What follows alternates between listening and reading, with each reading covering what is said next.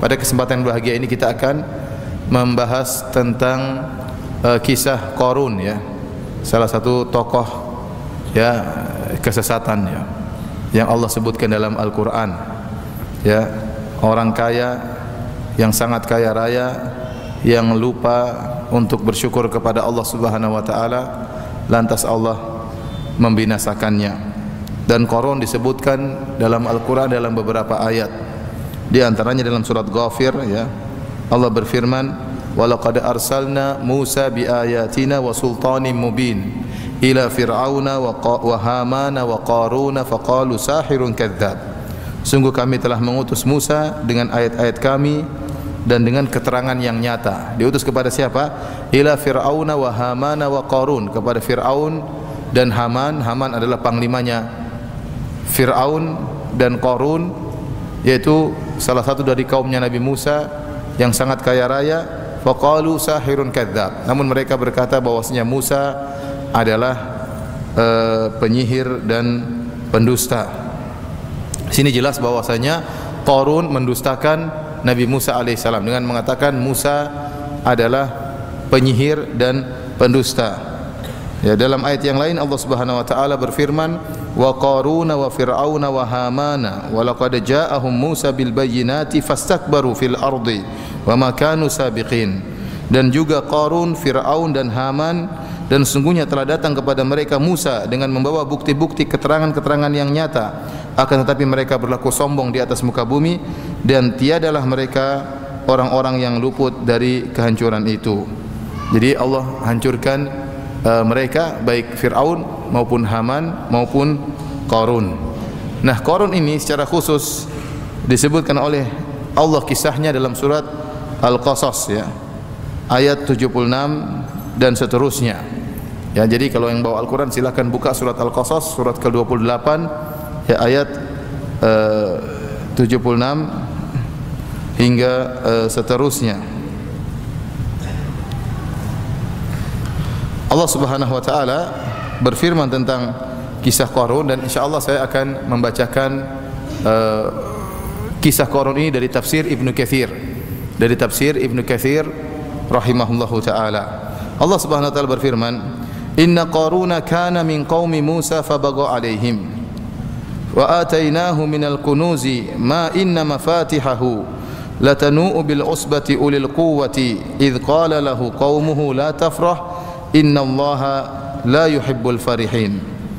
Allah Subhanahu wa taala berfirman, sungguhnya Qarun adalah termasuk kaumnya Nabi Musa. Tadi telah kita sebutkan Allah mengutus Nabi Musa kepada Fir'aun, kepada Haman dan kepada Qarun. Jadi Qarun termasuk dari kaumnya Nabi Musa. Namun ia melakukan kezaliman, aniaya terhadap kaumnya Nabi Musa. Dan kami telah menganugerahkan kepadanya perbendaharaan harta yang kunci-kuncinya sungguh berat dipikul oleh sejumlah orang yang kuat. Ingatlah ketika kaumnya berkata kepadanya, janganlah kamu terlalu bangga, terlalu sombong. Sungguhnya Allah tidak menyukai orang-orang yang terlalu membanggakan diri. Wabtaghi fima ataqallahu ad-daral akhirata wa la tansa nasibaka minad dunya wa ahsin kama ahsanallahu ilaik wa la tabghil fasada fil ardi innallaha la yuhibbul mufsidin.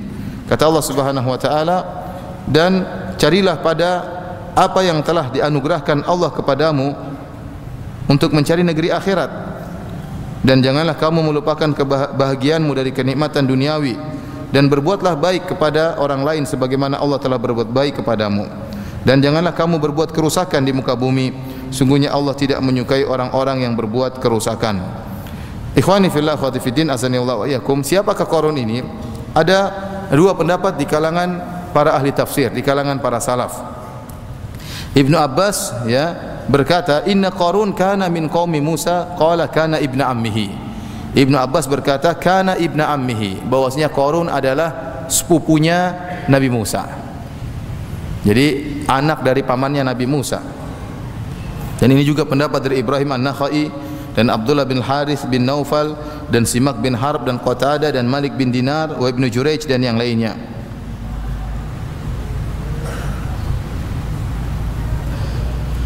Adapun pendapat yang kedua, ya, mengatakan bahwasanya Qarun adalah pamannya Nabi Musa. Yang pertama mengatakan Qarun adalah sepupunya Nabi Musa. Ibnu Jurayj berkata namanya Qarun adalah Qarun bin Yazhar bin Qahith. Adapun Musa bin Imran bin Qahith. Jadi satu kakek. Ayahnya Nabi Musa, Imran, bersaudara kandung dengan ayahnya Qarun, yaitu Yazhar. Jadi sepupuan. Ini pendapat yang pertama. Adapun pendapat yang kedua adalah Qarun adalah pamannya Nabi Musa. Bahkan Qatadah Ibnu Da'amah As-Sadusi berkata, "Kunna nuhadditsu annahu kana ibna ammi Musa wa kana yusamma al-Munawwar li husni sautihi bi Taurat." Kami dikabarkan bahwasanya Qarun ini adalah sepupunya Nabi Musa dan dia dijuluki dengan Al-Munawwar, yaitu seorang yang bercahaya, diberi cahaya. Kenapa? Karena begitu suaranya yang indah tatkala membaca Taurat. Walakinna aduwallahi nafaqa kama nafaqa Samiri. Akan tapi Qarun itu hanyalah seorang munafik, sebagaimana munafiknya Samiri. Sebagaimana telah kita sebutkan, ini dalil yang kuat menunjukkan Qarun itu sebenarnya seorang munafik, karena Allah mengatakan walaqad arsalna Musa bi ayatina wa sultanin mubin ila fir'auna wa hamana wa qarun faqalu sahirun kadzdzab. Sungguh kami telah mengutus Musa dengan ayat-ayat kami, dengan penjelasan-penjelasan yang nyata kepada Fir'aun, kepada Haman dan Qarun, dan mereka berkata Musa adalah sahirun kadzdzab, yaitu pendusta dan penyihir. Ini dalil bahwasanya Qarun munafik. Dia tidak beriman kepada Nabi Musa. Hanya saja dia menampakkan di hadapan kaum Nabi Musa bahwasanya dia seorang yang saleh, ya, dan dia sebenarnya tidak beriman kepada Nabi Musa. Ini pendapat sebagian salaf. Wa atainahu minal kunuzi, dan kami berikan kepada dia harta, yaitu yang sangat banyak, sampai-sampai kuncinya latanu'u bil usbati ulil quwwah, membuat sekelompok orang-orang yang kuat merasa berat mengangkat kunci-kuncinya tersebut. Kenapa? Terlalu banyak hartanya, kuncinya saja begitu banyak sehingga membuat orang-orang sulit untuk mengangkatnya. Ya, di sini disebutkan dari sebagian salaf bahwasanya kanat mafatihu kunuzi Qarun min julud. Disebutkan bahwasanya kunci-kuncinya Qarun itu terbuat dari kulit. Kullu miftah mithl usbu', dan setiap kunci seperti ukuran jari. Kemudian kullu miftah ala khizanatin ala hiddatihi, dan masing-masing satu kunci mewakili gudang, mewakili satu gudang hartanya. Kalau beliau ya terlalu sopan ya. Kalau si Qarun ya, kalau si Qarun sedang berjalan, humilat ala sitina baglan, maka kunci-kuncinya ya diletakkan di atas 60 ekor bagol. Dan ada pendapat yang lainnya, wallahu alam, kata Ibnu Katsir rahimahullahu taala.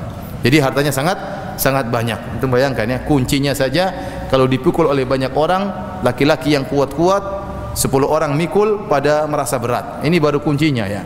Ya. Ternyata kalau dipikul kunci-kuncinya diletakkan di atas 60 ekor ekor begol ya. Diletakkan supaya Qarun jalan. Ini baru mikul kuncinya. Belum ternyata satu kunci mewakili satu gudang. Ini menunjukkan hartanya sangat banyak. Sehingga tatkala Allah tenggelamkan harta tersebut, sampai ada istilah harta karun. Meskipun hartanya ketemunya di Kerawang, dikatakan apa? Harta karung. Padahal Qarun itu tempatnya bukan di Jawa, tempatnya di mana? Di Mesir atau sekitarnya. Namun saking banyaknya hartanya sampai dijadikan istilah, setiap harta yang ditemukan dalam bumi namanya harta apa? Harta karun. Padahal hartanya tidak sampai di sini. Namun ini menunjukkan saking banyak hartanya. Dan dia pun berjalan dengan penuh kesombongan. Idz qala lahu qaumuhu la tafrah, maka kaumnya menasihati, jangan kau sombong. Innallaha la yuhibbul farihin. Jangan, sungguhnya Allah tidak suka dengan orang-orang yang bangga karena kesombongan. Maka orang-orang soleh ini dari kaum Nabi Musa menasihatinya. Ya, mereka menasihatinya. Artinya jangan kau sombong dengan kekayaanmu. Sungguhnya Allah benci dengan orang-orang yang sombong. Kemudian Allah berfirman, "Wabtaghi fima atakallahu ad-daral akhirata wa la tansa nasibaka minad dunya." Hendaknya Ini nasihat orang-orang soleh kepada Qarun. Gunakanlah harta yang Allah berikan kepadamu untuk mencari akhirat. Wala tansa nasibaka minad dunya. Namun jangan sampai kau lupa bagianmu dari dunia. Ini kaidah yang benar. Gunakanlah seluruh hartamu untuk bertakwa kepada Allah, untuk meraih surga setinggi-tingginya. Namun jangan kau lupa bahwasanya kau juga butuh dengan dunia. Ya, bukan berarti ya syariat Islam ini tidak seperti syariat yang tidak menganggap dunia sama sekali, dunia dibuang sama sekali, ya, sehingga hidup dengan menyusahkan diri, melatih diri dengan kelaparan dan kehausan terus-terusan, puasa sampai tidak ada henti-hentinya dan macam-macamnya dalam rangka untuk meningkatkan ruh seseorang sebagaimana dilakukan di India. Banyak seperti ini, ya, di India, ya. Saya pernah punya guru cerita, saya pernah lihat orang di India, ya, sampai dia seakan-akan mengukur jalan. Jadi jalan di jalan berdiri, kemudian tidur lagi, kemudian berdiri lagi, kemudian apa? Tidur lagi. Menyiksa dirinya buat apa begitu ngukur jalan? Pakai ngukur jalan pakai meteran kan, ngapain pakai badan? Jadi dia bukan ngukur jalan, tapi dia sedang apa? Melatih diri supaya menyiksa diri supaya dia ruhnya itu mencapai tingkatan nirvana atau yang lainnya. Islam tidak mengajarkan demikian, ya. Islam mengajarkan adanya perhatian haknya Allah Subhanahu wa taala, hak tubuh juga ada, hak keluarga juga ada, dan inilah yang diajarkan dalam Islam. Maka Allah mengatakan, carilah, gunakanlah dunia yang kau miliki untuk mencari akhirat. Namun bukan berarti kau berinfak dengan seluruh hartamu. Ini Islam tidak mengajarkan demikian. Ada seorang mungkin semangat beragama, seluruh hartanya dia infakkan di jalan Allah. Setelah itu dia enggak punya apa-apa. Setelah itu dia bingung, ya bagaimana ini? Ya. Ada yang mengatakan, Ustaz, bukankah Abu Bakar radhiyallahu anhu menginfakkan seluruh hartanya? Abu Bakar lain, tidak sama dengan kita. Ya. Makanya Abu Bakar, waktu sebagian sahabat ingin menginfakkan hartanya seluruhnya, Rasulullah SAW larang. Seperti Ka'ab bin Malik waktu bertobat ingin menginfakkan seluruhnya hartanya, Rasulullah SAW larang. Waktu Sa'ad bin Abi Waqqas ingin mewasiatkan seluruh hartanya, Rasulullah SAW larang. Waktu Abu Bakar menginfakkan seluruh hartanya, Rasulullah SAW tidak larang. Kok bisa? Ada beberapa pendapat di kalangan para ulama, ada yang mengatakan yang pertama itu di zaman awal Islam mereka butuh harta sebanyak-banyaknya. Namun di akhir-akhir Islam Rasulullah SAW melarang untuk berinfak seluruh harta. Waktu Abu Bakar berinfak di awal-awal Islam, Rasulullah SAW biarkan dia berinfak dengan seluruh hartanya. Ini pendapat. Pendapat kedua menyatakan tetap berlaku kalau ada orang seperti Abu Bakar radhiyallahu anhu, dan Rasulullah SAW tahu siapa Abu Bakar, dia pedagang hebat. Kalau dia menginfakkan seluruh hartanya, dia tawakalnya tinggi, sabarnya tinggi, dan dia bisa mencari harta lagi. Maka silakan, ya. Yang sampai seorang kemudian menginfakkan hartanya seluruhnya, kemudian istrinya menangis, anaknya menangis, kemudian dia menyesal. Kenapa kemarin saya kasih uang semua sama ustaz, ya? Menyesal. Ini tidak diajarkan oleh Islam. Asalnya seorang tidak berinfak dengan seluruh hartanya, karena anaknya juga perlu, istrinya juga perlu, dia juga perlu dengan sebagian dunia. Jangan lupa dengan sebagian dunia, karena kita perlu perkara-perkara yang halal. Kalau kita enggak punya duit, gimana kita mau cari perkara yang halal? Tatkala seorang tidak punya apa-apa, khawatirnya terjerumus dalam perkara-perkara yang haram. Ya, ayat ini sering diputarbalikkan oleh sebagian orang. Ya, Allah mengatakan, wabtaghi fima atakallahu daral akhirah wala tansa nasibaka minad dunya. Jadikanlah hartamu untuk mencari surga, infakkan di jalan Allah, gunakan yang sesuai dengan yang dikehendaki oleh Allah Subhanahu wa taala. Namun jangan lupa dunia. Manfaatnya, nikmatilah duniamu, makananmu, minumanmu, pakaianmu, silakan, namun yang halal dan sewajarnya, tidak berlebih-lebihan. Sekarang dibalik oleh kenyataan sebagian kaum muslimin, carilah dunia, jangan lupa akhirat. Seharusnya carilah akhirat, jangan lupa dunia. Namun sekarang terbalik, kamu cari dunia tidak apa, jangan lupa akhirat. Seakan-akan akhirat itu perkara sampingan, jangan sampai terlupakan. Padahal ayat ini sebaliknya, carilah akhirat dengan duniamu, tidak apa-apa, jangan sampai lupa kelupaan dunia. Jangan terlalu semangat sampai dunia kelupaan. Sekarang dibalik, carilah dunia, jangan sampai kelupaan akhirat. Beda enggak artinya? Beda, ya. Dan kebanyakan orang sekarang seperti itu, kalau secara umum mengatakan cari duniamu, tapi jangan lupa akhirat. Padahal kata Allah, carilah akhiratmu, jangan sampai lupa dunia. Oleh karenanya istilah kita harus seimbangkan antara dunia dan akhirat, istilah yang tidak benar. Tidak ada namanya istilah dunia dan akhirat seimbang. Tidak boleh seimbang. Akhirat harus utama. Maksudnya seimbang bagaimana? Dan tidak bisa diukur. Maksudnya seimbang bagaimana? Kita berusaha mencari akhirat dan kita menjadikan dunia sarana untuk mencari akhirat. Bukankah kita bekerja berinfak kepada anak istri kita dapat pahala? Ya. Maka jangan sampai putus niat hanya untuk dunia, rugi. Kita niatkan untuk akhirat. Maka tidak ada istilah seimbang antara dunia, itu istilah yang salah. Rugi menyeimbangkan antara dunia dan akhirat, rugi. Kalau seandainya bisa diseimbangkan, maka rugi seorang menyeimbangkan antara dunia dan akhirat. Yang benar, kita berusaha semaksimal mungkin untuk mencari akhirat, dan tidak mengapa kita melakukan hal-hal yang mubah-mubah, yang boleh-boleh dalam rangka untuk mendukung tujuan kita ke akhirat. Karena perkara dunia ini banyak yang bisa kita jadikan untuk sarana akhirat. Bukankah berinfak kepada anak, kepada istri, umrah, kemudian haji, bersedekah, ya, ini semua bernilai akhirat. Berbakti kepada orang tua, menyenangkan orang tua, memberi pemberian kepada kerabat, semuanya bernilai akhirat. Jadi seorang berusaha menjadikan dunianya seluruhnya untuk akhirat, dan tidak mengapa sebagiannya untuk perkara-perkara yang mubah sebagaimana ayat ini. Taib hadirin dan hadirat yang dirahmati oleh Allah Subhanahu wa taala, sebagaimana dalam hadis, fa inna li rabbika 'alaika haqqan, sungguhnya Rabbmu punya hak, ya. Ya. Jangan sampai sebagian orang salah paham, ya.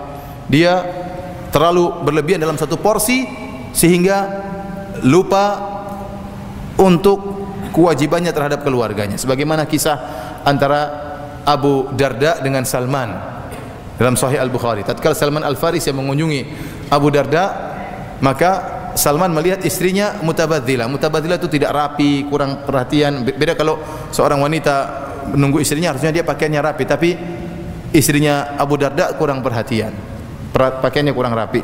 Maka Salman bertanya, kenapa bisa demikian? Mana Abu Darda? Maka Ummu Darda berkata, akhuka Abu Darda laisa lahu hajatun ila dunya, bahwasanya saudaramu Abu Darda tidak punya keperluan, dia tidak punya keperluan dengan dunia. Ini isyarat dari Ummu Darda. Dengan perkata ini Salman paham, oh bahwasanya Ummu Darda mengeluh bahwasanya suaminya kurang perhatian sama dia. Tidak perlu dia banyak omong, dia tidak perlu bilang, oh suamiku aduh enggak pernah pulang ke rumah, aduh enggak. Tapi dengan mengatakan adapun saudaramu dia tidak begitu butuh kepada dunia, Abu Darda paham, Salman paham bahwasanya Abu Darda ini ada masalah. Maka ditunggulah Abu Darda. Begitu Abu Darda pulang ke rumah, dihidangkanlah makanan bagi Salman sebagai tamu Salman. Maka waktu Salman mau makan, Salman mengatakan, ayo makan. Kata Abu Darda, saya sedang puasa. Luar biasa. Kata Salman, saya tidak akan makan sampai kau juga ikut makan. Akhirnya Abu Darda terpaksa berbuka apa? Puasa. Kemudian tatkala malam hari tidur, baru awal malam Abu Darda sudah ingin bangun salat malam. Salman bilang belum waktunya. Tengah malam bangun lagi ingin salat malam. Kata Salman, belum waktunya. Sampai terakhir tatkala sudah sepertiga malam terakhir, maka Abu Darda dan Salman pun salat malam. Setelah itu Salman menasihati Abu Darda dengan mengatakan, fa inna li rabbika 'alaika haqqan, sungguhnya Rabbmu punya hak, kau salat, kau puasa. Wa li nafsika 'alaika haqqan, badanmu juga punya hak untuk istirahat. Wa li ahlika 'alaika haqqan, istrimu juga punya hak untuk kau cumbui, untuk kau mesrai, ya. Wa li zawrika 'alaika haqqan, bahwasanya tamumu juga punya hak. Fa'ati kulladzi haqqin haqqahu, maka berilah masing-masing orang itu haknya. Abu Darda waktu mendengar nasihat Salman, dia pun pergi menuju Nabi sallallahu alaihi wasallam. Dia laporkan kepada Nabi tentang nasihat Salman. Nabi berkata, shadaqa Salman, Salman benar. Salman benar. Oleh karenanya jangan sampai seorang berlebihan dalam satu porsi sehingga lupa bahwasanya dia punya kewajiban yang lain, ya. Karena mengurus anak, mengurus istri itu juga adalah untuk akhirat, ya. Islam tidak mengajarkan kita berlebihan dalam satu porsi kemudian mengabaikan dan mentumbalkan, ya, menjadikan yang lain menjadi tergadaikan, ya. Makanya kalau ada orang misalnya keluar berdakwah berbulan-bulan, istrinya tidak pernah dia perhatikan, anaknya tidak dia perhatikan, ini salah seperti ini. Rasulullah SAW saja kalau jihad dia bawa istrinya, terkadang lebih dari satu dia bawa istrinya, ya, dia punya perhatian, ya. Rasulullah SAW disebutkan tatkala ada sebagian sahabat belajar, ya, yang tentang apa namanya hadis sebagian sahabat pemuda-pemuda yang belajar sama Nabi 20 hari. Setelah 20 hari Rasulullah SAW melihat mereka seakan-akan rindu untuk pulang. Maka Rasulullah SAW bertanya tentang keluarga mereka. Mereka jelaskan Rasulullah SAW pulang sudah 20 hari kelamaan, ya, suruh pulang bertemu dengan keluarganya karena kelamaan berpisah dengan keluarga, ya. Jadi jangan sampai seorang berlebihan dalam satu porsi sehingga akhirnya mengorbankan porsi yang lain. Jadi mau saya ikhwan, ya, kita berusaha mencari akhirat, berusaha dalam segala hal kita niatkan karena akhirat. Anda bekerja niatnya karena akhirat, Anda berinfak kepada anak istri niatnya untuk akhirat, Anda memberi hadiah kepada orang tua niatnya untuk akhirat, sehingga seluruh keringat kita keluar karena Allah Subhanahu wa taala. Menyenangkan istri, wa fi buti ahadikum sadaqah, Anda menggauli istri Anda sedekah, ya. Lasta tunfiqu nafaqatan tabtaki bihi wajhallah illa ujirta 'alaiha, tidaklah engkau memberikan nafkah, menyuap ke mulut istrimu, kau berharap pahala karena Allah kecuali kau dapat ganjaran dari Allah Subhanahu wa taala.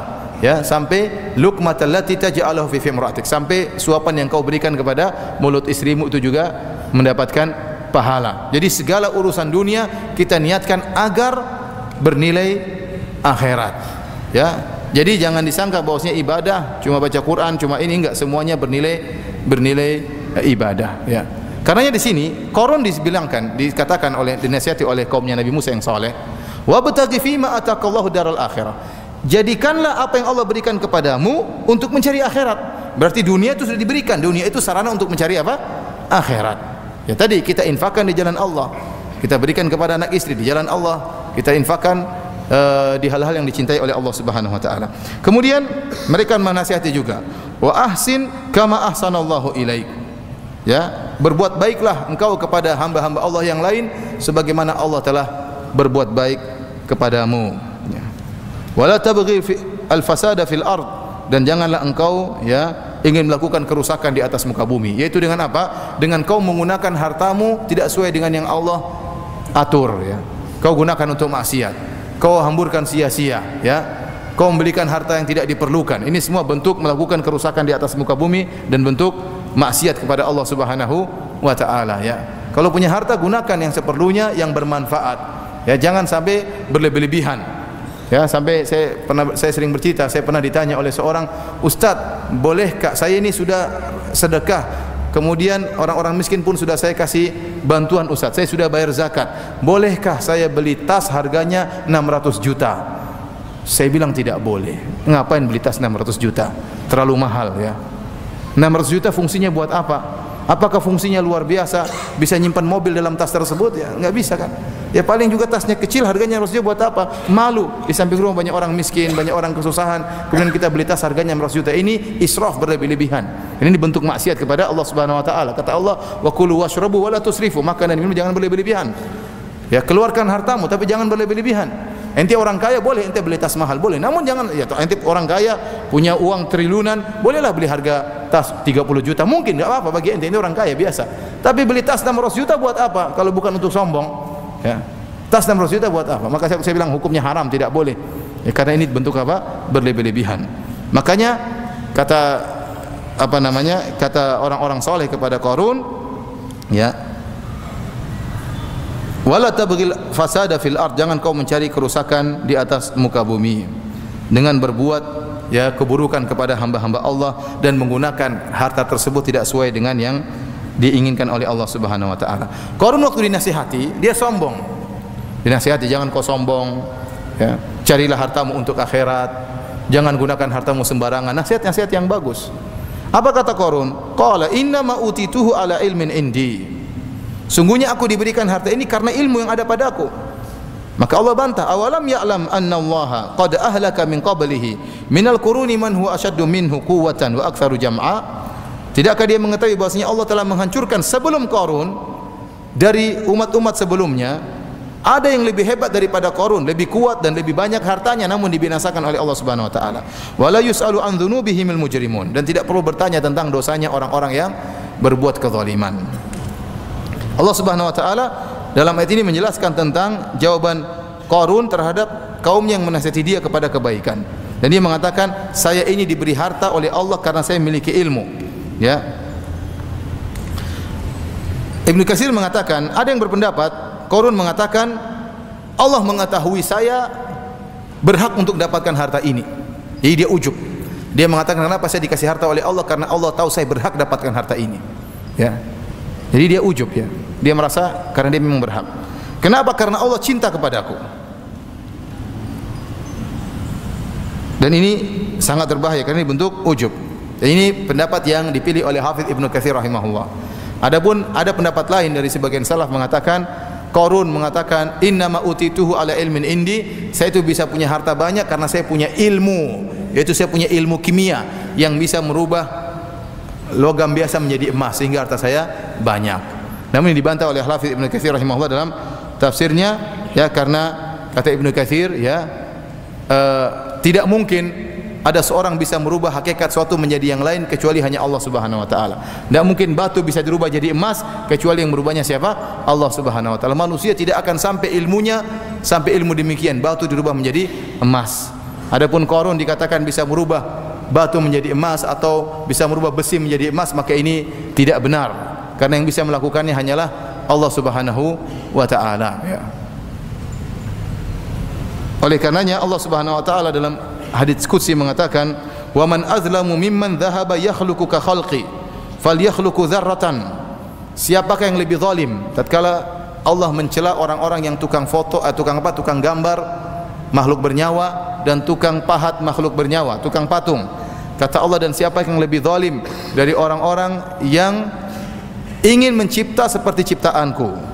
Falyakhluqu dzarratan. Kalau mereka mampu, coba ciptakanlah semut. Wal yakhluqu syairatan. Kalau bisa mereka mampu, coba ciptakanlah gandum. Allah tantang. Jadi untuk meniru Allah saja tidak boleh, ya, meniru ciptaan Allah Subhanahu wa taala. Ya, mungkin seorang bisa bikin patung-patungan tapi tidak bisa menghidupkannya. Mungkin seorang bisa buat semacam biji-bijian tapi kalau ditanam tidak bakalan tumbuh. Makanya Allah tantang, kalau kau bisa coba ciptakan semut atau ciptakan apa? Gandum yang bisa ditanam, bisa sembuh. Semut hewan yang kecil namun tidak ada yang bisa menciptakannya. Ya. Di sini ada celaan Allah terhadap orang-orang yang meniru-niru ciptaan Allah Subhanahu wa taala. Dari sini, ikhwani fillah akhwati fiddin azanillahu wa iyyakum, makanya saya lebih condong pada pendapat tentang bolehnya foto, ya, hukum asal bolehnya foto, karena yang dilarang oleh Allah ilahnya adalah meniru-niru. Orang membuat patung manusia, dia meniru-niru ciptaan Allah yang sudah ada. Orang menggambar ciptaan manusia, dia meniru-niru ciptaan Allah yang sudah ada. Dan Allah tidak mau hal seperti ini, meniru-niru. Hukumnya haram. Kemudian ilah kedua, setiap orang yang menggambar, membuat makhluk bernyawa di akhirat kelak, kata Allah, ahyu ma khalaqtum. Ciptakanlah apa yang, berilah ruh kepada apa yang telah kalian ciptakan. Kalau seorang menggambar makhluk yang bernyawa, Allah suruh tiupkan ruh. Walaysa binafikh, dan dia tidak akan bisa meniupkan ruh. Dan ini ilah ini, sebab ini tidak terdapat dalam foto. Karena kalau seorang foto, dia tidak sedang meniru-niru ciptaan Allah, tapi dia benar-benar mengambil ciptaan Allah, artinya refleksi yang ada dari gambar tersebut atau pembiasan, ya, seperti orang bercermin lah, cermin itu diabadikan. Seperti orang di hadapan air, maka ini kita tidak sedang meniru ciptaan Allah, tapi ini memang gambar ciptaan Allah Subhanahu wa taala. Demikian juga kalau disuruh hidupkan nyawa tersebut, memang ini nyawa sudah ada, karena ini memang manusianya apa? Ada. Bukan kita sedang membuat manusia yang baru sehingga disuruh ditiupkan ruhnya. Dari sini saya lebih condong kepada pendapat bahwasanya hukum asal foto itu apa? Boleh, berbeda dengan lukisan dan patung. Ini tentunya tidak boleh karena hukumnya haram berdasarkan hadis-hadis yang ada. Ibnu Katsir tatkala menyampaikan masalah ini, dia ingin menyampaikan, ya, bahwasanya meniru-niru ciptaan Allah saja diharamkan oleh Allah Subhanahu wa taala. Bagaimana kemudian Allah memberikan kemampuan pada Qarun untuk merubah batu menjadi apa? Menjadi emas. Wong niru-niru saja Allah haramkan, apalagi mau merubah, kemampuan merubah batu menjadi emas, dan ini hanya milik Allah Subhanahu wa taala. Makanya tatkala penyihir Nabi Musa waktu berduel dengan Nabi Musa alaihissalam, Nabi Musa tatkala melemparkan tongkatnya benar-benar berubah menjadi ular. Beda dengan tongkat-tongkatnya para penyihir Nabi Musa. Waktu para penyihir Nabi Musa melemparkan tongkat-tongkat mereka, itu hanya takhyil. Kata Allah, fa yukhayyalu ilaihi min sihrihim annaha tas'a. Maka dibuatlah Nabi Musa menghayal bahwasanya tongkat-tongkat tersebut benar-benar menjadi ular. Fa aujasa fi nafsi khifatan Musa. Musa pun ketakutan. Padahal kata Allah hanyalah khayalan. Begitu Nabi Musa melemparkan tongkatnya, benar-benar jadi ular. Inilah yang membuat penyihir Fir'aun beriman, karena mereka tahu berubahnya tongkat Nabi Musa menjadi ular ini bukan sihir, tapi benar-benar berubah. Yang mampu merubah tongkat menjadi ular itu hanyalah Allah Subhanahu wa taala. Karenanya dari sini para ulama mengatakan tidak ada sihir misalnya merubah manusia menjadi dia punya ilmu sihir kemudian dia merubah jadi babi ngepet misalnya. Ini tidak, sebagian ulama mengatakan tidak bisa seperti itu, kecuali orang dikutuk oleh Allah. Adapun kemampuan dia untuk jadi babi kemudian balik lagi jadi manusia, kemudian dia berubah menjadi tikus berjalan-jalan, ini tidak ada, ya. Ini Tidak ada, karena tidak ada yang mampu merubah kemampuan seperti itu kecuali Allah Subhanahu wa taala. Penyihir tidak mampu. Yang penyihir mampu lakukan adalah membuat khayalan pada mata, halusinasi, sehingga manusia tersebut seakan-akan hewan, seakan-akan besar, seakan-akan kecil. Adapun merubah dari bentuk manusia menjadi babi, ini hanyalah Allah Subhanahu wa taala, tidak mampu dilakukan oleh penyihir. Wallahu a'lam bishawab. Baik, hadirin dan hadirat yang dirahmati oleh Allah Subhanahu wa taala, ya. Jadi Qarun dia merasa sombong dan angkuh, dia mengatakan saya ini dapat harta karena saya punya ilmu. Ini perkataan orang-orang yang ujub. Maka kita jauhi dari perkataan seperti ini. Jangan sampai tatkala Anda berhasil Anda mengatakan oh karena saya memang pintar, karena saya memang banyak pengalaman, ya. Karena saya memang berusaha. Enggak, kita bilang semuanya dari Allah Subhanahu wa taala. Apa yang Anda lakukan hanyalah sebab, tapi keberhasilan murni dari Allah Subhanahu wa taala. Saya sering sampaikan, banyak orang mengatakan saya kaya karena saya belajar tinggi, karena saya cerdas. Dan sering saya sampaikan bahwasanya kekayaan tidak berbanding lurus dengan kecerdasan. Ya, betapa banyak orang cerdas tapi tidak kaya. Betapa banyak orang tidak cerdas, ya, mungkin sekolah enggak lulus, ya, tetapi jualan bebek, tahu-tahu apa? Bebek goreng jadi kaya raya, ya. Tahu-tahu jualan apa gitu jadi kaya raya. Padahal matematika juga enggak ngerti, mungkin enggak lulus, ya. Ada orang ngerti ilmu matematika yang tinggi, fisika yang tinggi, tapi duitnya enggak ada, jadi ilmuwan gajinya sedikit, ya. Ya, berarti kekayaan tidak berbanding lurus dengan apa? Kecerdasan. Betapa banyak orang sekolahnya tinggi tapi ternyata tidak kaya juga. Sama, kekayaan juga tidak berbanding lurus dengan pengalaman. Karena sebagian orang mengatakan saya kaya karena saya banyak pengalaman. Kita bilang tidak demikian. Betapa banyak orang pengalaman tidak kaya-kaya. Kenapa pengalamannya jadi anak buah terus, ya? Sehingga dia tidak pernah kaya, ya. Oleh karenanya kita bilang kalau kita kaya, kalau kita cerdas, kalau kita punya hafalan Quran, kita punya hafalan hadis, ingat semuanya karunia dari Allah Subhanahu wa taala. Sering saya sampaikan bahwasanya kelebihan yang kita miliki bukan untuk disombongkan tapi untuk disyukuri kepada Allah Subhanahu wa taala. Tidak boleh untuk disombongkan. Ya, Allah tidak suka. Ini adalah penyakit yang berbahaya. Jadi Qarun mengatakan, saya ini kaya karena memang saya berhak, karena saya punya ilmu, karena Allah tahu, karena Allah cinta kepada saya, ya. Karena Allah tahu saya berhak untuk dapat ilmu, ya. Makanya Allah Subhanahu wa taala bantah. Bukankah apakah dia tidak mengetahui bahwasanya Allah telah membinasakan orang yang lebih hebat dari dia, lebih kuat dan lebih banyak, wa aktsaru jam'a, lebih banyak hartanya. Ini bantahan Allah. Allah menunjukkan bahwasanya harta yang banyak itu bukan tanda Allah cinta kepada seorang hamba. Bukan tanda, bukan bukti bahwasanya Allah cinta kepada seorang hamba lantas Allah jadikan dia kaya raya, ya. Ya, oleh karenanya Nabi Muhammad SAW bukan nabi yang kaya raya. Nabi Isa alaihissalam bukanlah nabi yang kaya raya. Nabi Musa bukanlah nabi yang kaya raya. Qarun lebih kaya daripada Nabi Musa, ya. Jadi harta itu bukan berarti bukti bahwasanya Allah cinta kepada Anda. Tidak harus. Bisa jadi hamba yang Allah cintai, Allah ternyata menjadikan dia tidak kaya. Allah ternyata menguji dia dengan apa? Kemiskinan. Taib, kata Allah Subhanahu wa taala, fa kharaja ala qaumihi fi zinatihi. Maka ini bunyi apa? Tung ini. Di luar, ya. Di luar, ya. Fa kharaja ala qaumi fi zinatihi. Maka Qarun pun keluar bertemu dengan kaumnya, menemui kaumnya fi zinatihi, yaitu dengan perhiasannya lengkap. Sampai-sampai kata Allah, qala alladziina yuriduna al-hayata ad-dunya ya laita lana mithla ma utiya Qarun. Sampai orang-orang yang menginginkan harta dunia, mereka mengatakan seandainya kita diberikan sebagaimana Qarun telah diberikan harta.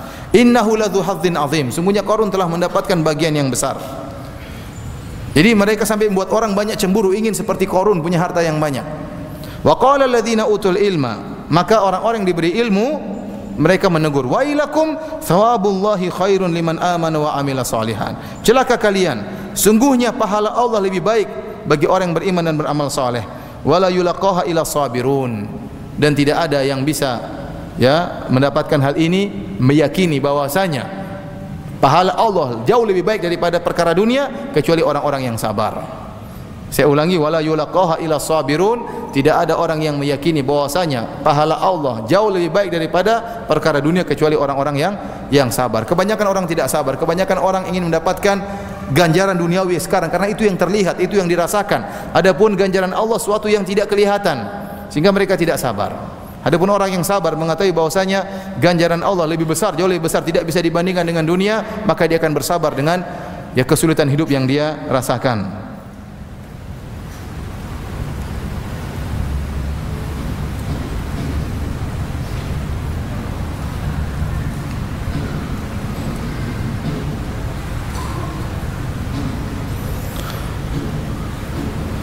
Baik, hadirin dan hadirat yang dirahmati oleh Allah Subhanahu wa taala, Ibnu Katsir berkata, yaqulu ta'ala mukhbiran an Qarun innahu kharaja dzata yaumin ala qaumi fi zinatin 'azimah. Allah mengabarkan bahwasanya Qarun suatu hari keluar di hadapan kaumnya dengan perhiasan yang sangat besar. Wa tajammulin bahir, dengan keindahan yang sangat menakjubkan. Min maraqib wa malabisa alaihi, dengan kendaraan yang luar biasa, dengan pakaian yang sangat indah. Wa ala khadamihi wa hashamihi, dengan dia bawa anak buahnya, pembantu-pembantunya, dia bawa algojo-algojonya, semuanya. Satu ini dia lagi puncak-puncaknya sombong, lagi pamer, dia bawa semua kendaraannya, dia bawa semua pembantu-pembantunya, dia bawa semua penjaga-penjaganya. Falamma ra'ahu man yuridul hayatad dunya wa yumilu ila zakharifiha wa zinatiha tamannau. Tatkala orang-orang yang senang dengan dunia melihat Qarun, melihat keindahan harta Qarun, melihat begitu banyaknya harta Qarun, melihat indahnya bajunya Qarun, melihat begitu banyak anak buahnya, begitu banyak algojonya, begitu banyak pembantu-pembantunya, tamannau allau kana lahum mithlu ladzi utiya, maka mereka berangan-angan, coba kita diberikan seperti oleh Allah, seperti Allah berikan kepada Qarun. Sungguhnya innahu lahu hadzin azim, sungguhnya dia telah memiliki bagian yang besar, mendapatkan bagian yang banyak dari dunia. Tatkala orang-orang yang berilmu mendengar pernyataan orang-orang miskin yang ingin kaya seperti mereka, seperti Qarun, maka mereka mengingatkan, ini orang soleh mengingatkan orang yang hanya pandangan dunia. Wa ilakum thawabullahi khairun liman amana wa amila shalihat. Celakalah kalian, jangan kalian berharap seperti yang ada pada Qarun. Sungguhnya ganjaran Allah jauh lebih baik daripada dunia tersebut. Itu harta yang begitu banyak, yang gudangnya begitu banyak, yang kuncinya kalau bisa sulit dipikul oleh 10 orang, yang dibawa oleh 60 begol, itu tidak ada apa-apanya kata mereka.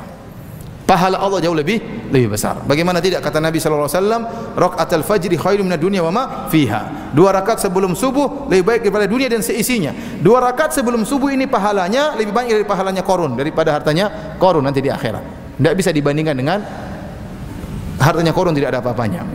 Tapi ini tadi butuh kesabaran, butuh keyakinan.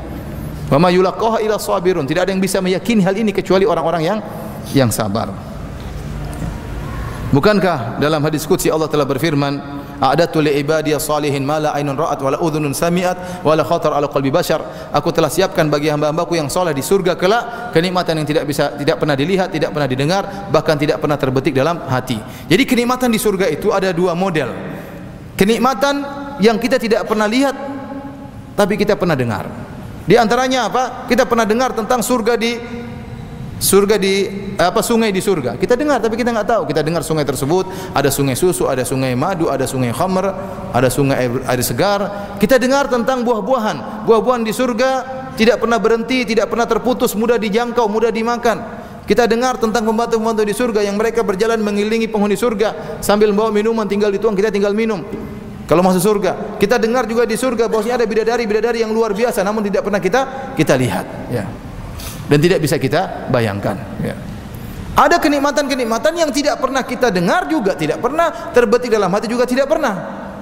Mana kenikmatan tersebut Allah tidak ceritakan. Kenapa? Karena kita tidak mampu untuk menghayalkannya. Karena memang nalar kita tidak bakalan sampai. Kenikmatan di surga Allah tidak pernah ceritakan. Kata Allah, tidak pernah terlihat, tidak pernah terdengar, bahkan tidak pernah terbetik. Kenikmatan apa itu tidak bisa diceritakan oleh Allah karena tidak kemampuan kita untuk menghayalkannya. Sama saya gambarkan, seandainya Anda mundur 200 tahun lalu, ketemu dengan orang-orang 200 tahun lalu. Terus Anda bilang, ini ada alat namanya iPad, bisa begini. Kira-kira orang 200 tahun lalu bilang Anda apa? Anda gila ya. Stres. Anda tidak bisa bayangkan ada suatu benda namanya apa? iPad. Ada benda namanya HP, bisa ngomong dari jauh, bisa kelihatan, video call. Dia enggak percaya. Kenapa? Nalarnya tidak sampai.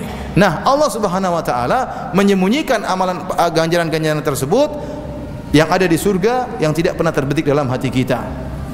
Seorang yang masuk surga baru bisa melihat kenikmatan tersebut. Oleh karena ikhwan, ingat perkataan mereka tadi, wa ma yulaqaha illa sabirun. Tidak ada yang bisa meyakini bahwasanya kenikmatan dunia sangat jauh tidak bisa dibandingkan dengan hartanya Qarun kecuali orang-orang yang sabar.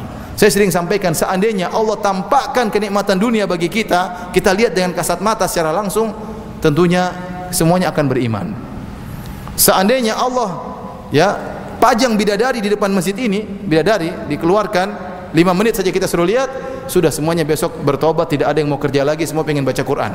Karena bidadarinya sudah kelihatan. Ya. Tapi tidak, memang Allah sembunyikan. Dan Allah memuji alladzina yu'minuna bil ghaib. Itu orang-orang yang beriman dengan apa? Yang ghaib. Dan ini tidak mudah. Kebanyakan orang beriman dengan apa yang dia lihat. Lihat orang lebih kaya, dia ingin. Seperti tadi ini, orang-orang yang lihat Qarun, pingin. Lihat orang mobilnya lebih mewah, kepingin seperti itu. Lihat orang yang rumahnya lebih mewah, pingin seperti itu. Ingat, pahala Allah lebih besar. Makanya Nabi SAW ya mengatakan, labbaik Allahumma la aisha illa aishul akhirah. Ya Allah, tidak ada kehidupan yang sungguhnya kecuali kehidupan apa? Akhirat. Kalau Anda terpedaya dengan mobil mewah, Anda punya mobil biasa-biasa saja. Anda terpedaya dengan rumah yang mewah, sebenarnya rumah Anda belum lunas juga ya. Itu pun sederhana ya. Maka Anda bilang apa? La aisha illa aishul akhirah. Tidak ada kehidupan yang sungguhnya kecuali kehidupan apa? Akhirat. Ini kehidupan ini hanya sementara. Kita diuji. Yang penting kita saleh, kita bertakwa kepada Allah. Nanti di akhirat lebih daripada itu semua. Ini hanya orang-orang yang bersabar yang bisa demikian. Baik, kita lanjutkan. Akhirnya tatkala Qarun di puncak-puncak kesombongan, kendaraan mewahnya dikeluarkan, mungkin kudanya, mungkin ontanya, mungkin begolnya, semuanya dikeluarkan. Bajunya yang begitu indah dia pakaikan kepada anak buahnya. Dia lagi pamer ini. Di puncak-puncak kesombongannya, Allah pun benamkan dia. Fa khasafna bihi wa bidarihil arda. Maka kami benamkan dia dan rumahnya pun sekalian dibenamkan, hartanya pun sekalian dibenamkan. Semuanya, pembantunya semuanya dibenamkan, harta-hartanya semua dibenamkan. Fama kana lahu min fi'atin yansurunahu. Tidak ada yang bisa tolong dia. Pembantunya tidak bisa tolong, algojonya bisa tolong, semuanya dibenamkan oleh Allah Subhanahu wa taala. Min dunillah, tidak ada yang bisa menolong dia kecuali Allah Subhanahu wa taala. Wa ma kana minal muntasirin, dan dia tidak termasuk dari yang tertolong. Wa asbaha alladhina tamannaw makanahu bil amsi yaquluna wa ka'anna Allah yabsutur rizqa liman yasha. Maka jadilah orang-orang yang kemarin berangan-angan punya harta seperti Qarun, maka mereka pun menyesal. Mereka mengatakan, sungguhnya Allah Subhanahu wa tidaklah kalian tahu bahwasanya Allah memberikan rizki kepada yang Allah cinta, yang Allah sukai min ibadihi wa yaqdirulah, dan Allah menyempitkan harta kepada sebagian hamba yang Allah cintai. Ya, jadi Allah memberi harta kepada orang yang kafir, Allah juga kasih harta. Tidak mesti Allah berikan harta kepada orang yang Allah benci dan yang Allah cintai. Orang kafir dikasih harta, orang mukmin juga dikasih harta. Tapi kalau iman hanya Allah berikan kepada orang yang Allah cintai. Laula an manna Allahu alaina la khasafa bina. Seandainya Allah berikan harta kepada kita seperti diberikan kepada Qarun, kita bakalan juga ditenggelamkan oleh Allah Subhanahu wa taala. Wa ka'annahu la yuflihul kafirun. Sungguh tidak beruntung orang-orang yang kafir. Ini dalil bahwasanya Qarun adalah seorang yang kafir, namun dia munafik. Dia menampakkan dia saudaranya, sepupunya Nabi Musa. Dia menunjukkan dia cinta pada Nabi Musa. Dia menunjukkan bahwasanya dia beriman kepada Nabi Musa. Ternyata dia hanyalah seorang munafik, sehingga Allah benamkan. Jadi kata mereka ini ya, nikmat dari Allah tatkala Allah tidak berikan kepada mereka ya harta seperti Qarun. Jadi sebagian ulama mengatakan, ya ikhwan, kalau Anda melihat orang kaya dari pandangan yang adil ya, sungguhnya Anda akan tahu bahwasanya jadi orang miskin itu juga nikmat ya. Benar atau tidak? Enggak benar, Ustaz. Maksud saya, kalau miskin sekali memang enggak bagus juga. Rasulullah SAW berlindung daripada kefakiran, karena kefakiran itu susah memang. Maksud saya, hidup tidak, antum yang penting cukuplah ya. Mau ada apa aja cukup, mau ini cukup, cukup. Tapi maksudnya tidak perlu harus kaya raya. Ya, saya punya teman banyak orang kaya ya. Saya teman orang kaya ya. Tempat ngisi pengajian kaya-kaya luar biasa, uangnya enggak tahu seberapa. Tapi saya juga tidak ingin seperti mereka. Lebih enak jadi ustaz ya. Tidak mesti subhanallah, antum kira orang kaya itu hidupnya sederhana, tidak, maksudnya mereka juga susah ya. Kalau orang punya harta banyak, punya mobil banyak, takut mobilnya hilang ya. Kemudian punya pengawal yang banyak. Kalau punya perusahaan, takut ada persaingan. Dengar berita-berita ternyata ekonomi begini, ketakutan juga ya. Ya. Kemudian apa? Banyaklah. Kalau sudah musim lebaran, mikir gimana THR buat anak buah, pikir juga pusing. Ya, banyak ya. Jadi mereka juga pusing. Ya. Banyak mereka khawatirkan juga. Ya. Antum sama orang kaya apa bedanya sih? Ya. Beda tipis ya. Kalau mereka makan, antum makan atau tidak? Makan juga. Ya. Kalau mereka tidur, apa ente tidak tidur? Ente juga tidur kan? Tidur. Belum tentu mereka bisa tidur seperti ente. Mungkin sebelum tidur dia mikir bagaimana perusahaan saya, bagaimana ini anak buah saya begini, masalah ada tender, belum tentu mereka bisa tidur dengan cepat. Kalau ente mau lihat dengan adil, ya maksud saya demikian, ya. Kemudian mereka selalu check up, periksa kesehatan. Pusing juga, ada kolesterol sedikit, Anda sedikit pusing. Kalau ente tahu-tahu mati, kan santai aja. Enggak pernah periksa, tahu-tahu apa? Meninggal dunia. Insya Allah meninggal dunia masuk surga, alhamdulillah. Maksud saya kita lihat secara jujur, sebenarnya kalau mereka makan, waktunya Anda sakit, apakah orang kaya tidak sakit? Orang kaya juga sakit. Anda si miskin mencret, tapi orang kaya tidak pernah mencret. Orang kaya juga mencret, sama seperti ente. Ya. Apakah orang miskin hanya orang miskin yang kena demam berdarah? Orang kaya juga banyak yang mati kena demam berdarah. Mau saya, ya sudah, dia sakit, ente juga sakit. Ya. Ente sedih, orang kaya juga pernah sedih atau tidak? Sedih. Ente kira pejabat yang kaya raya itu bahagia? Ketakutan, perlu pengawalan, takut dibom, takut dibunuh, ya, takut kedudukannya dijatuhkan, takut persaingan. Mereka juga banyak pikiran. Buat apa ente berangan-angan menjadi mereka? Ya. Ente boleh berangan jadi orang kaya yang dermawan, yang masya Allah, itu boleh, tenang, itu ada orang seperti itu. Tapi jarang. Ya, kebanyakan orang kalau sudah kaya, dia selalu ingat dengan dunia, berpikiran hatinya benar-benar tenggelam dengan apa? Dengan dunia. Tidak enak jadi mereka. Ya. Ya. Mereka kalau makan milih-milih, kalau kita kan makan sembarang. Ya. Iya kan? Jadi bahkan mereka hanya makan satu piring, saya bisa makan 2 piring. Jadi maksud saya, ya kita dengan mereka tuh beda-beda tipis saja ya. Beda-beda tipis ya. Ya meskipun mobilnya lebih mewah, rumahnya lebih mewah, tapi kan waktunya tidur juga tidur, waktunya sakit juga apa? Sakit ya. Nah, kehidupan yang bedakan kita dengan dia, kalau kita beramal soleh, itu baru kita bisa lebih istimewa dari dia.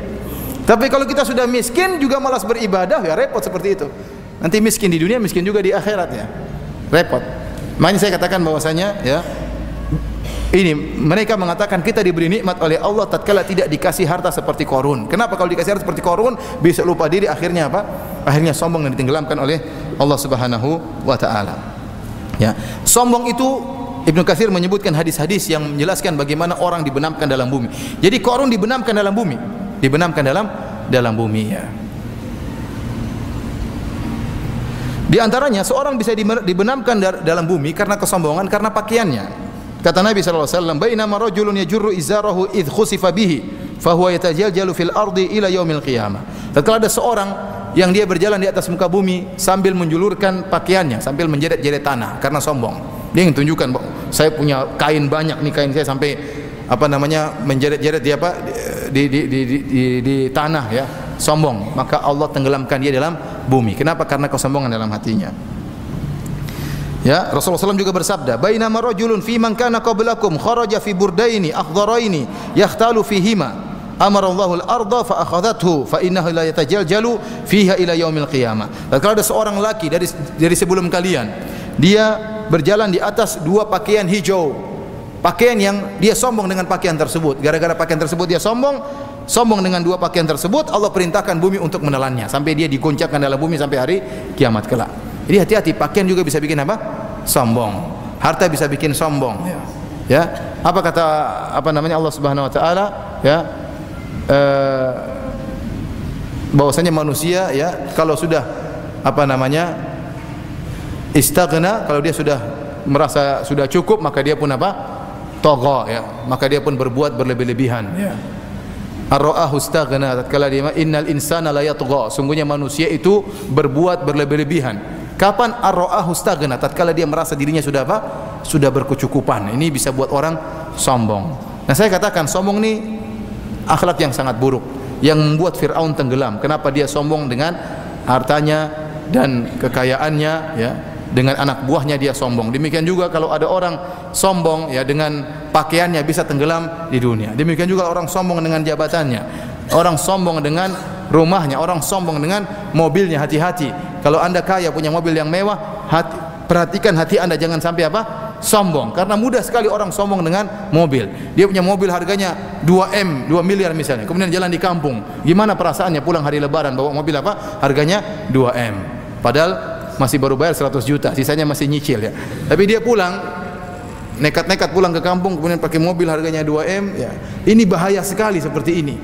Niatnya sangat berbahaya, hatinya sangat berbahaya. Khawatir dia apa? Sombong, dan kesombongan sangat dibenci oleh Allah Subhanahu wa taala. Kata Allah Subhanahu wa taala, "Al-kibriyai ridai wal azamati izari faman naza'ani wahidan minhuma qadzaftuhu finnar. Sungguhnya ya kesombongan ya, kemudian apa namanya, keagungan adalah sarungku dan selendangku. Barang siapa yang ingin mengusikku salah satu di antara keduanya, ingin ikut-ikutan sombong, ingin ikut-ikutan agung, mengusikku, ini hanya Allah yang boleh sombong dan boleh agung, yang lain enggak boleh. Barang siapa yang ingin menggangguku, aku akan lemparkan dalam neraka jahanam. Enggak boleh sombong, hati-hati. Apalagi punya jabatan. Punya jabatan memang sangat bikin sombong ya. Ya, saya punya teman di Madinah, ya, kepala polisi di Masjid Nabawi. Kemudian di sini ada bintang. Dia bilang, "Firanda, kau tidak tahu ini pakaian sangat bikin masalah." Kenapa? Saya sering pergi ke kios belanja sesuatu, penjualnya bilang enggak usah bayar, enggak usah bayar. Kenapa? Saya beli pakai apa? Pakai bintang di sini. Jadi dia bilang enggak usah bayar, enggak usah bayar. Dia hormat saya. Lagi ngantri beli sesuatu, semua orang minggir, silakan katanya. Kenapa? Karena dia begini. Dia bilang waktu saya pulang beli roti yang harga 1 real tidak pakai baju, saya ngantri di belakang nunggu karena enggak ada yang kenal saya. Dia bilang ini pakaian sangat berbahaya. Melatih kita untuk apa? Sok dan angkuh. Ya, saya punya teman ada, ya, kita bilang tidak semua orang sombong, tapi ada orang yang sombong. Saya punya teman ada jenderal ikut pengajian salaf, alhamdulillah. Ya. Dia cerita, dia punya teman jenderal, diajak ngaji. Ini belum pernah ngaji, ayo ngaji sama di pengajian ustad. Diajaklah ikut pengajian di salah satu pengajian ustad. Pakai baju biasa kan, tidak pakai baju jenderal. Waktu dia ngaji, tibalah waktu tanya jawab. Nah kita tahu kebiasaan ikhwan-ikhwan kalau tanya jawab ngelempar kertas suruh over ke depan kan. Ya akhirnya lempar ke depan. Jenderal itu di over, jadi ngoreng-ngoreng ngapain gitu? Kasih sendiri sana kata. Nggak mau dia merasa apa? Kok disuruh gitu loh? Ini disuruh sama orang jenggot-jenggot, dia nggak mau. Akhirnya dia taruh di bawah, dia nggak mau apa? Nggak mau berikan. Teman yang di belakang, itu kasih ke depan. Gitu. Akhirnya terpaksa dia kasih. Udah mangkal dia. Tidak lama ketemu lagi. Waduh. Habis itu dia nggak mau ngaji lagi. Kenapa? Ego luar biasa. Ya, orang jabatan tuh luar biasa ya. Hati-hati. Orang punya jabatan jangan sampai apa? Sombong, merasa tinggi. Makanya antum yang miskin-miskin, antum alhamdulillah tidak sombong. Apa yang mau disombongkan? Ya udah, antum bersyukur kepada Allah apa yang Allah berikan kepada antum, qanaah ya.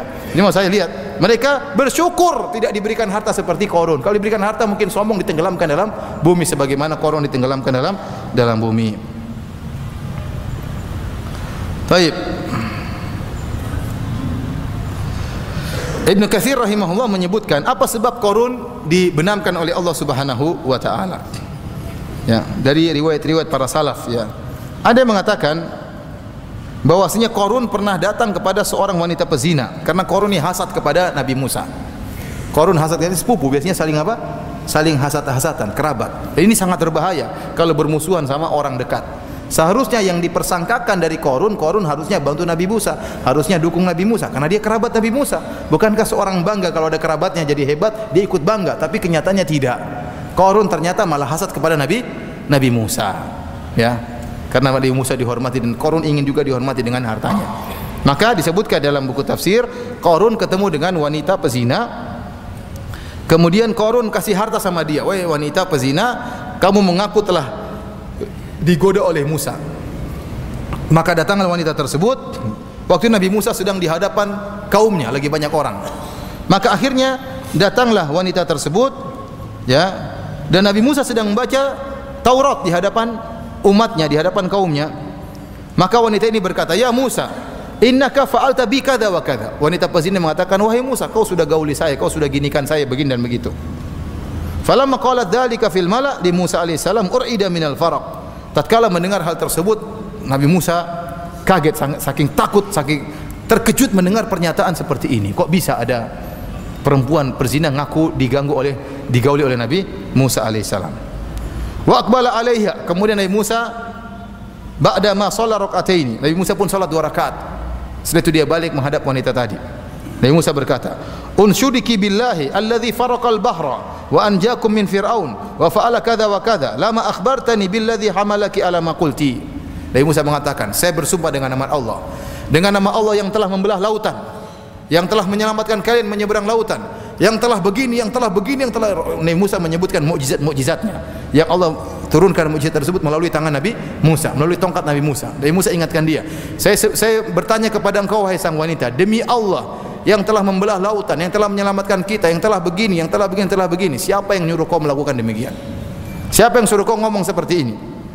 Maka wanita tadi pun ketakutan, maka dia berkata, Qarun a'tani kadza wa kadza. Qarun telah kasih saya uang sekian-sekian. Ala an aqula dzalika laka, agar aku mengaku-ngaku bahwasanya kau telah menggodaku dan menggauliku. Wa ana astaghfirullah wa atubu ilaih, dan saya telah bertobat kepada Allah dan istighfar kepadanya. Tatkala itu Nabi Musa pun sujud kepada Allah Subhanahu wa taala, kemudian dia meminta kepada Allah agar membinasakan Firaun, agar Allah perintahkan bumi untuk menenggelamkan apa? Bukan Firaun, apa? Qarun. Maka Musa pun berdoa dalam sujudnya, maka Allah pun mengabulkan sehingga akhirnya bumi pun menelan Qarun. Ini di antara sebab yang menyebabkan kenapa Qarun ditenggelamkan oleh Allah Subhanahu wa taala dalam bumi. Ada sebab-sebab yang lain ya, yang disebutkan oleh Ibnu Katsir dalam tafsirnya dan juga oleh ahli-ahli tafsir yang lainnya.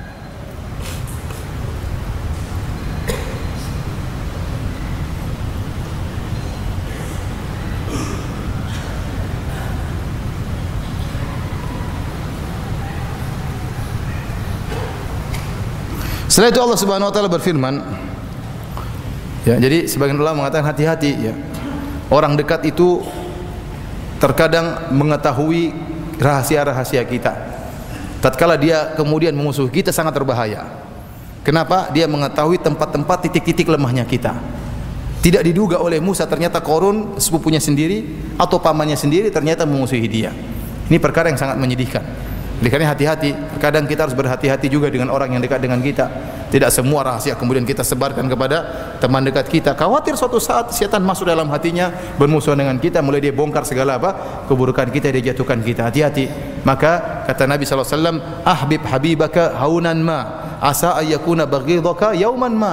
Cintailah ya orang yang kau cintai seadanya, sekedarnya. Bisa jadi dia menjadi musuhmu pada suatu apa? Suatu hari. Ya, hati-hati. Ada orang yang mencintai berlebih-lebihan, begitu sudah bermusuhan juga jadi musuh yang sangat bebuyutan. Ini sering terjadi ya. Makanya kalau kita berteman tidak melazimkan semua rahasia kita ceritakan sama teman kita, tidak harus ya. Meskipun dia teman dekat tidak harus kita semuanya. Yang perlu kita ceritakan. Tidak semua kita ceritakan rahasia istri kita, rahasia ini, rahasia semuanya. Suatu saat kalau dia bermusuhan sama kita dibongkar semuanya ya. Hati-hati. Jadi ternyata Qarun yang merupakan kerabat Nabi Musa, yang kita harapkan kerabat itu harusnya mendukung, ternyata malah menyerang Nabi Musa alaihi salam. Kemudian Allah Subhanahu wa taala berfirman, tilka darul akhiratu naj'aluha lil ladzina la yuriduna uluwan fil ardi wala fasadan wal aqibatu lil muttaqin. Dan demikianlah hari akhirat itu, negeri akhirat surga, kami menjadikannya untuk orang-orang yang tidak ingin ketinggian dan tidak ingin melakukan kerusakan di atas muka bumi, dan kesudahan yang indah bagi orang-orang yang bertakwa. Jadi surga tidak boleh bagi orang yang sombong.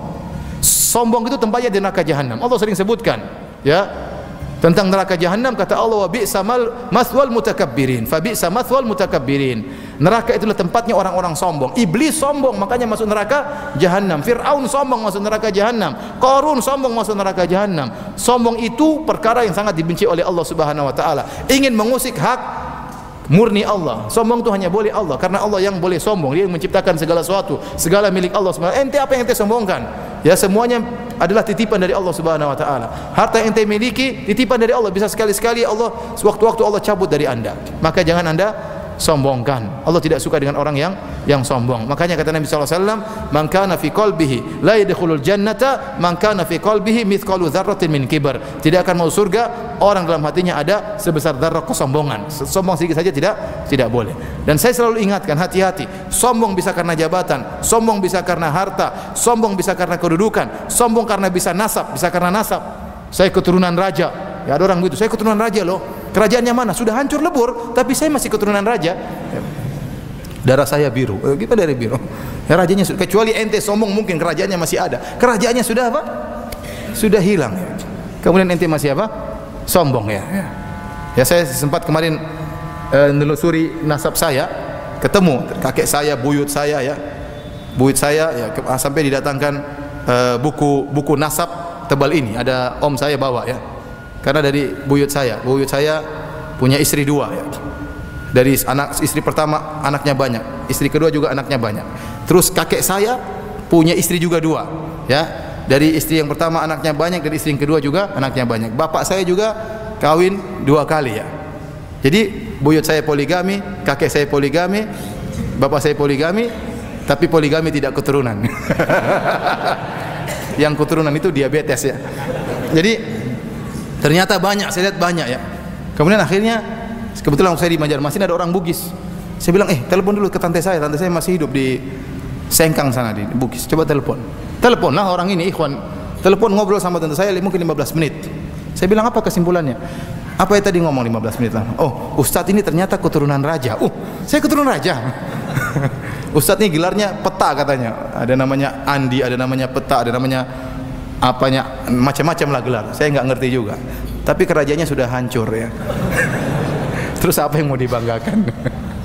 Jadi nasab itu bisa bikin orang sombong. Nah, nasab bisa bikin sombong, harta bisa bikin sombong, kedudukan bisa sombong, jenderal bisa bikin sombong, ilmu juga sangat bisa bikin apa?